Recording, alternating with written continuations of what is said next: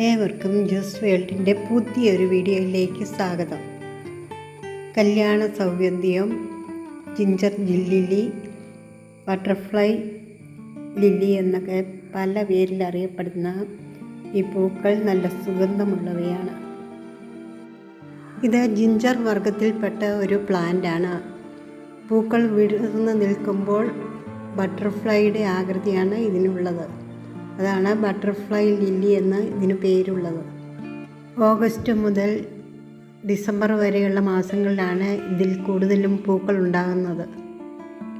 നല്ല വെള്ള നിറത്തിലുള്ള പൂക്കൾ, നല്ല മൃദുവായ പൂക്കളാണ്. ഒരു ദിവസം കഴിയുമ്പോഴേക്കും കൊഴിഞ്ഞു പോകും.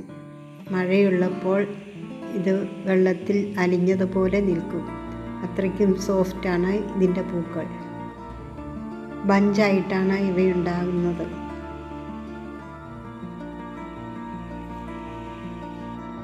രണ്ട് മൂന്ന് ദിവസം കൊണ്ട് ഒരു കുലയിലെ പൂക്കളെല്ലാം വിരിഞ്ഞു തീരും.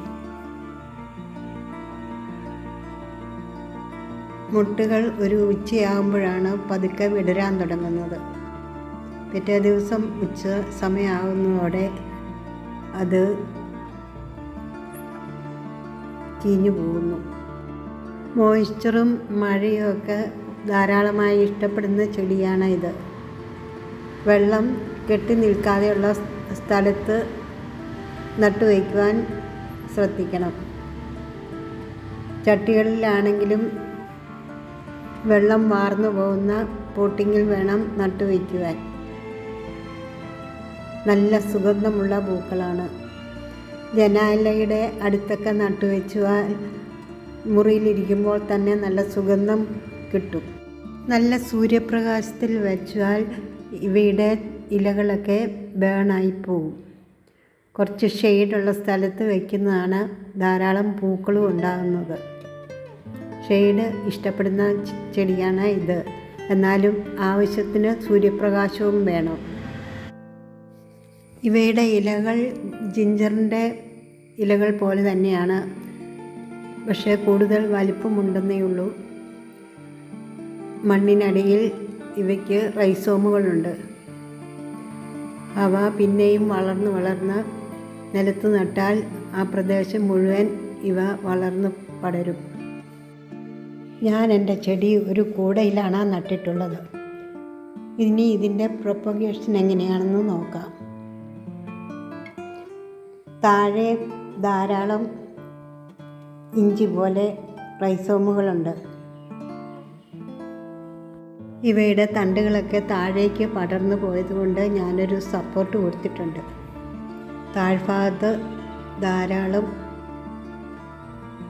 റൈസോമുകളൊക്കെ ഉണ്ട്. അവ നമുക്ക് കട്ട് ചെയ്തെടുക്കാം. ഇങ്ങനെ കട്ട് ചെയ്തെടുത്തതിൽ 3 കമ്പുകളുണ്ട്. അത് ഓരോന്നോരോന്നായി മുറിച്ചെടുക്കാം. എന്നിട്ട് നമുക്കത് വലിയൊരു ചട്ടിയിലോ അല്ലെങ്കിൽ ഒരു കൂടയിലോ ഒക്കെ നട്ടു കൊടുക്കാം. വെറും മണ്ണ് മാത്രമാണെങ്കിലും മതി. ഇതിന് വലിയ ശ്രദ്ധയൊന്നുമില്ലാതെ തന്നെ ഇത് വളർന്നോളും. 3 ചട്ടിയിൽ വേണേൽ നട്ടു കൊടുക്കാം. ഞാനെല്ലാം ഒരെണ്ണത്തിൽ തന്നെയാണ് നട്ടു കൊടുക്കുന്നത്. തണ്ടുകളില്ലാതെ റൈസോം മാത്രം നട്ടു കൊടുത്താലും ഇത് വളർന്നുകൊള്ളും. പെട്ടെന്ന് ഇത് വളർന്ന് 1 വർഷം കൊണ്ട് പൂക്കളുണ്ടായിക്കൊള്ളും. നിങ്ങൾക്ക് എൻ്റെ വീഡിയോ ഇഷ്ടപ്പെട്ടാൽ